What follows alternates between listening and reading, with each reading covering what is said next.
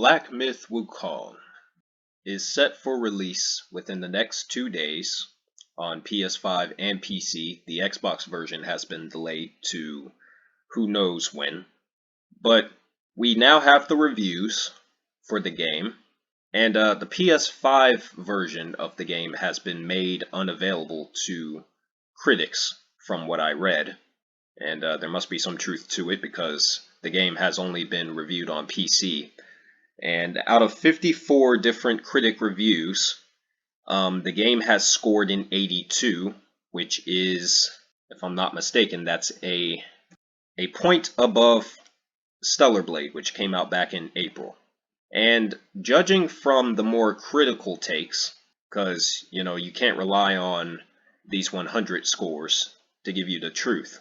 Judging from the realistic takes of the game, there's quite a bit of concern that's been generated over this game.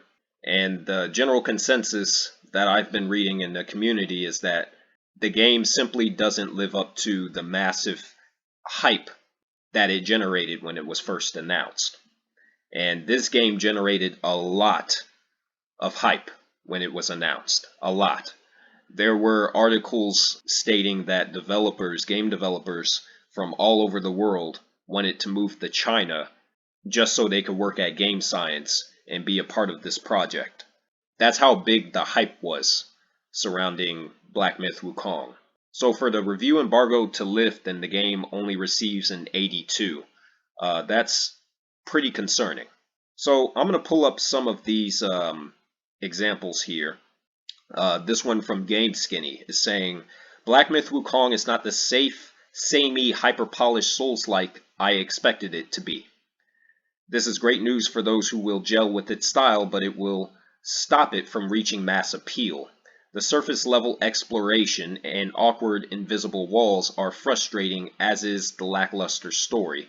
Hopefully, Wukong's originality will shine brighter than its pitfalls. Then we have another one here from Windows Central. Ultimately, Black Myth Wukong is a very solid action RPG, complete with thrilling cinematic boss fights, diverse, gorgeously rendered locales, a rich combat system, replete with build options, and a well-told story. However, it holds itself back with bland level design and disappointing enemy variety, along with a superfluous gear system and a few noteworthy performance issues. So, already within these two reviews, there seems to be a pattern, as you will, that's going on here. The pattern of complaints range from the game having some significant performance issues, which was also highlighted in IGN's review, that the game has a bunch of bugs, and that those bugs are game breaking, which means that they didn't technically finish the game. They're just pushing it out before it's actually ready for a wide market, mass market release, which is never a good thing. But beyond that, because you can fix those kind of technical issues with a few patches, right? Over time. The game has issues that can't be fixed, which includes the fact that the storytelling is, as this review put it, lackluster. The exploration apparently isn't great either. Several reviews have mentioned the invisible walls that it has, but I'm going to pull up some others right here. This is from RPG Site. A game with peaks and valleys like this is, as I've stated throughout the review, frustrating. I can see a 10 out of 10 in this game somewhere, but multiple questionable level design and game design choices combined with a hefty amount of performance issues and bugs unfortunately drag it down. Black Myth Wukong is a beautiful, somber, fascinating tale to experience. You just have to muddle your way through a forest of problems to enjoy it. And then we have one from Pocket Lint here. If you were hoping for a more approachable and interactive dive into the classic story of Journey to the West, which is, what the game is based off of, Black Myth Wukong will make you work for it. The few cutscenes bookending each chapter are fantastic, but too much of the lore and mythology is relegated to long text dumps in the menu. Okay, so we're getting more specifics as to, what the game's problems are. This is typical Souls-like design, where game developers are simply trying to copy off of the success of From Software's games, which are very low quality when it comes to storytelling. Those games are not the prime example of how to go about telling a story in a video game. In fact, they really don't have a story at all. They just have a bunch of lore that's purposely left ambiguous. And it seems that this is yet another game that's copying off of that formula and not really doing its own thing with it. You know, not doing anything interesting or new with that type of, I don't want to even call it narrative design, because it's not really a narrative at all.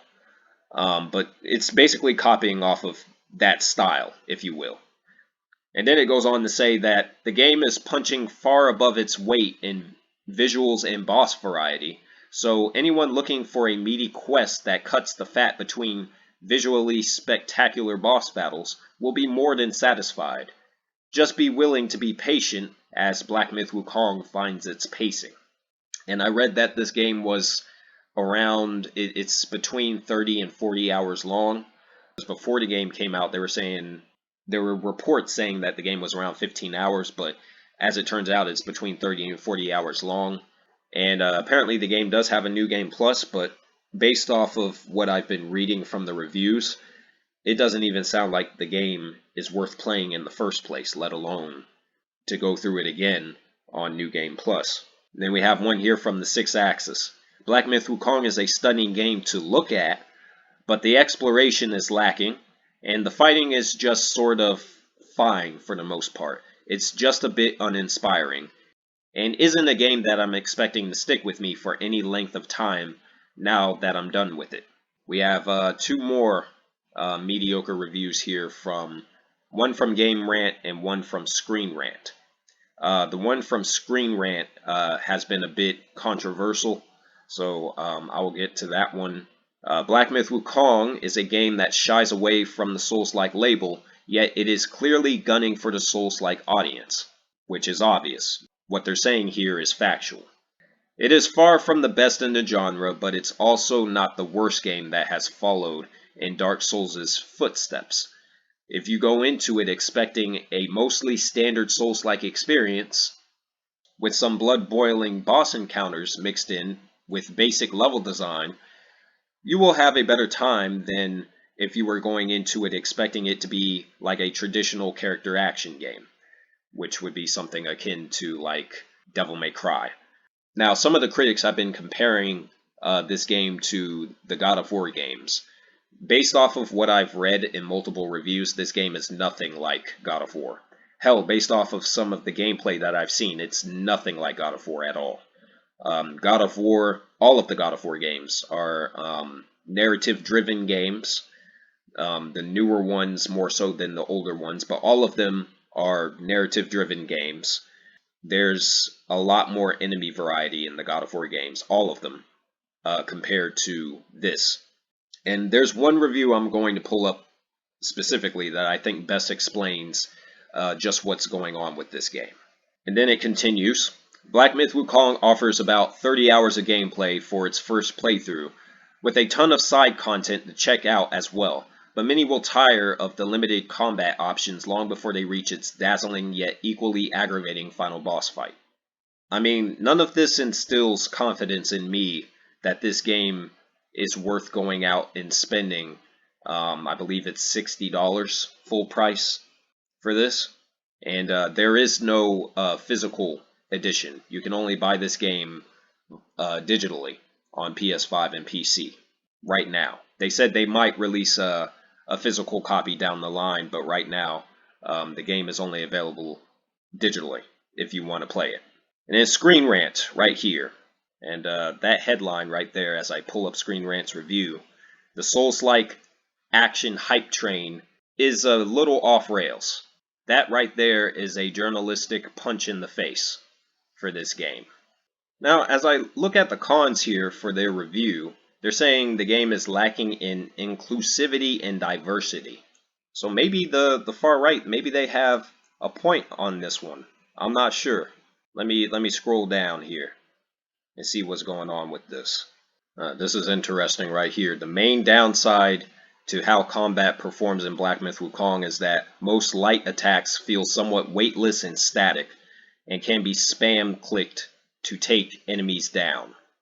While this isn't the case with bosses, it is mainly the heavy attacks and combos that feel impactful when inflicting damage from their uses.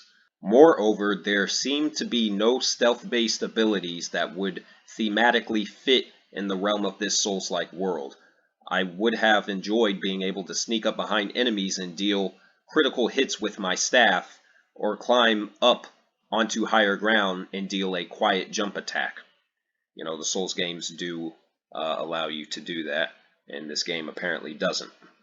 Black Myth Wukong does not make use of its environment. Hugely lacks mobility and environmental movement. The main criticism lies with its interactive limitations. The majority of the landscape cannot be utilized, limiting players' mobility and maneuverability while exploring. The inability to use the terrain to your advantage and demonstrate parkour abilities is a huge shame when the world appears to be so interactive.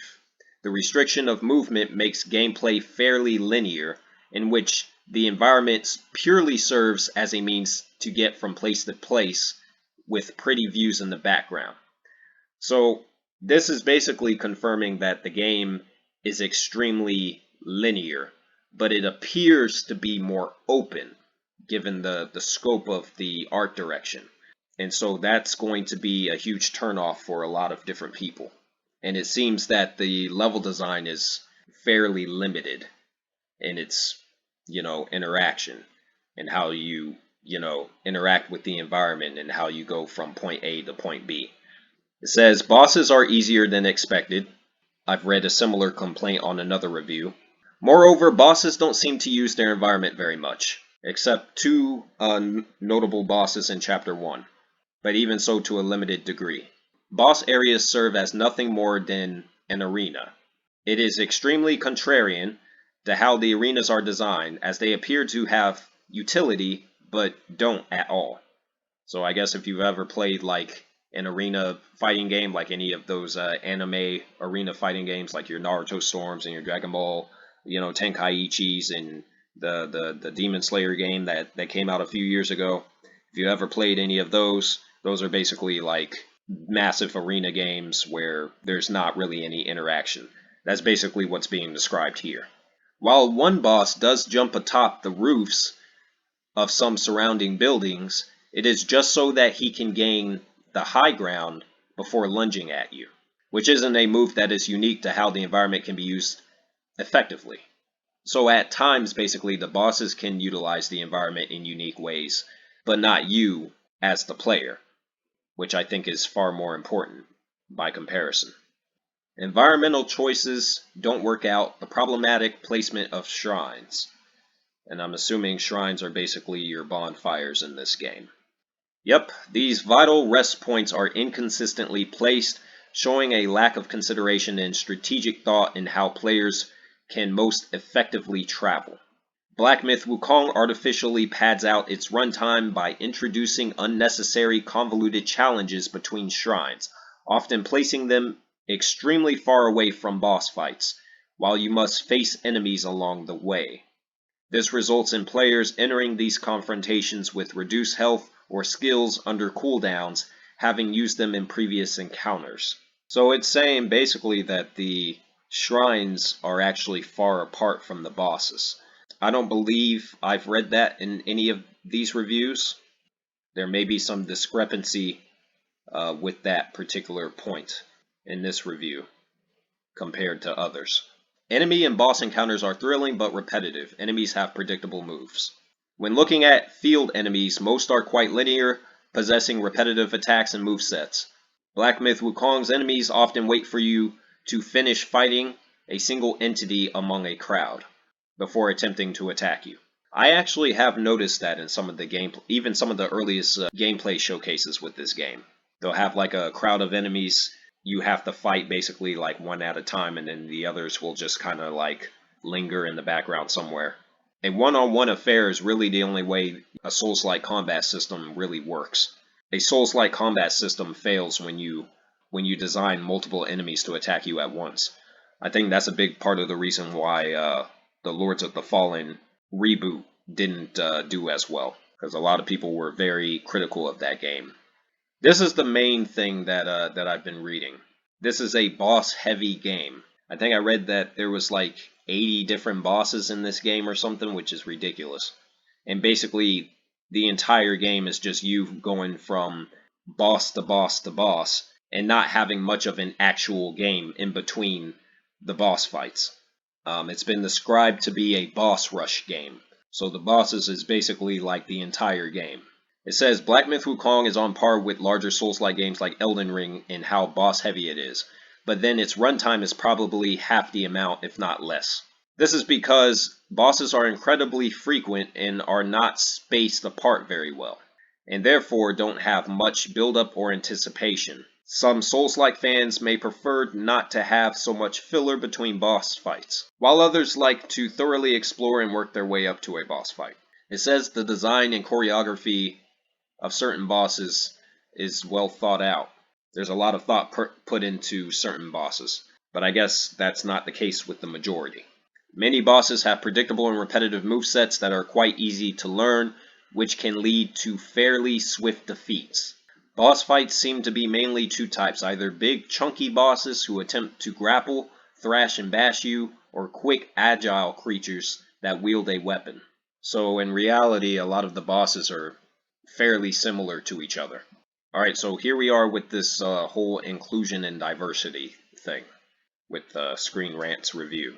Okay, so whoever reviewed this game, whoever played this game and reviewed it for Screen Rant is a woman.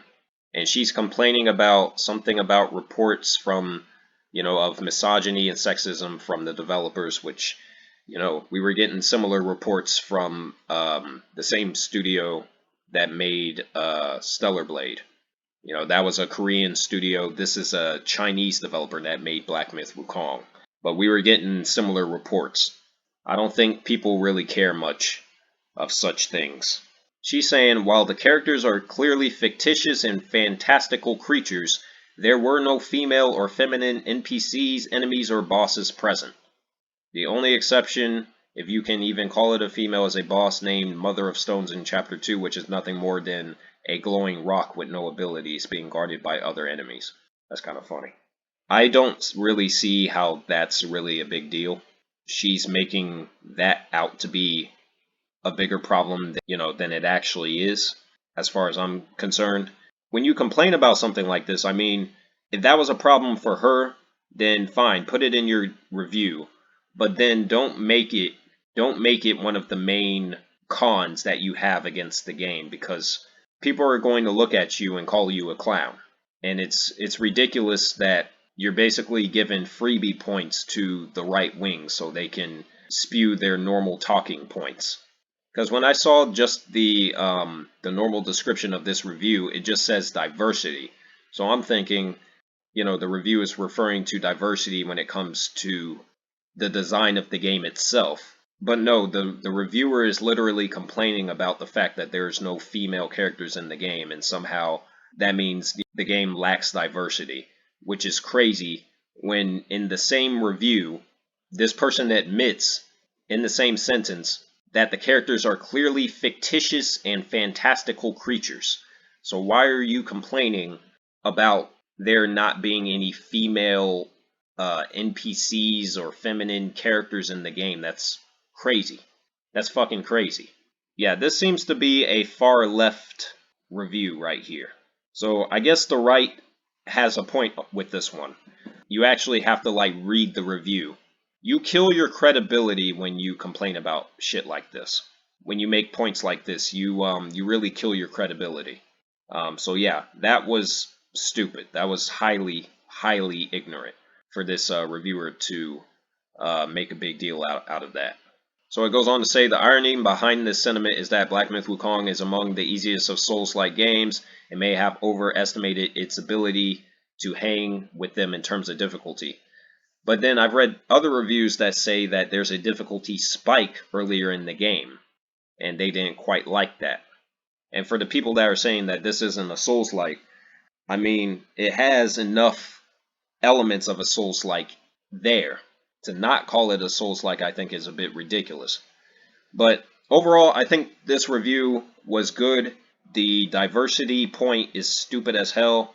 This reviewer should have left that out. But everything else that that was mentioned here clearly is an issue.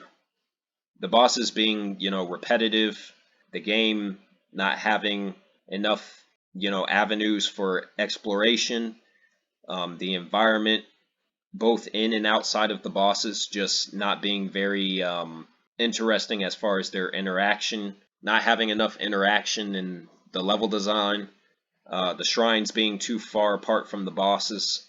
But everything here seems legit in terms of, its criticism, aside from the diversity argument. But there's another review that I saw that I think best describes what's wrong with this game. This impressions article that they uploaded on this game, I think, is the main one that has turned me off from even considering playing this at any point in the near future. Because I was waiting for one of these reviews to change my mind. This only confirmed basically what I already was skeptical of. It says it's utterly gorgeous and technically mighty, but its gameplay and narrative leave quite a bit to be desired. Each of the game's chapters is utterly teeming with bosses, and it's up to the player character to take them down. We've played through 3 of the game's 5 chapters, clocking in around 11 hours. There are smaller enemies in the areas between bosses, but they serve very little purpose other than to work out a few combos before the big battles. See, for me that's a problem, because it shouldn't be like that. These incredible looking areas are quickly forgotten about as you're led towards boss after boss. So this pretty much, this is yet another review that confirms that this is pretty much just a boss rush game. This game really stands or falls on the strength of its bosses. And so far it's a mixed bag. There are some that are extremely challenging, visually interesting fights, but the game's relative lack of difficulty, even over halfway through, means that you're spending very little time with them, which kind of negates the purpose of there being so many bosses in the game in the first place. Player character is just too strong too quickly. The first ability you learn allows you to freeze enemies. This is incredibly overpowered. If you're familiar with being able to tell when a boss is about to attack, you can essentially lock them in a never-ending loop. You also get so many upgrade points that you never feel like there's a wall to be climbed. We didn't die until late into the game's second chapter. Then they go on to praise the game's visuals, which mean nothing today. Virtually every game looks great today. Saying that the combat has a lack of weight and precision to hits. I believe Screen Rant also had the same complaint. Attacks feel somewhat weightless and static. You're seeing the same complaints echoed in multiple reviews here. The various stances do make for some interesting combat variety. However, one stance sees a player character balance at the top of his staff, which makes him invulnerable to ground attacks. So basically, you can break the game very early on with some of these abilities and different stances that you get, which isn't good. We have very little motivation to actually use the different stances since we're doing so much damage with the standard attacks and the ability to freeze characters. So basically you're so overpowered in this game, is what they're saying, that there's really no point to really experiment with the combat system. They're saying it's a technical marvel, but they're underwhelmed with the lack of difficulty and lack of reason to really explore the game's semi-open levels. Let's take a look at some of the responses here. This person saying that Jux Video, the biggest reviewer in France, refused to review the game because it was so incredibly bugged. At multiple occasions, they could not continue the game and had to abandon their playthrough. The developer refused to allow the reviewers to show anything after Chapter 2. That's a common problem with a lot of video game reviews. This person is questioning why no PS5 review codes were sent out. Yeah, it's probably not a good sign. So basically, this game seems to be another overhyped game that got everyone interested in it based off of its concept and its visuals. And while the game does deliver on the visual side, it doesn't really deliver on the gameplay or content side. And with the way the reviews have been handled, the game only being available for review on PC, multiple review outlets complaining about severe technical issues, the whole thing with Jux's video is interesting. Alright, so I pulled up this article. This was published on the 16th. Says, we played Black Myth Wukong and we really didn't expect this. Our impressions of one of the most anticipated video games of 2024. A promising adventure marred by very annoying bugs. They received a PC code for the game, but after the tutorial, they were confronted with a bug preventing them from playing at first, and then they were trying to open a chest. The game froze and they had to restart it.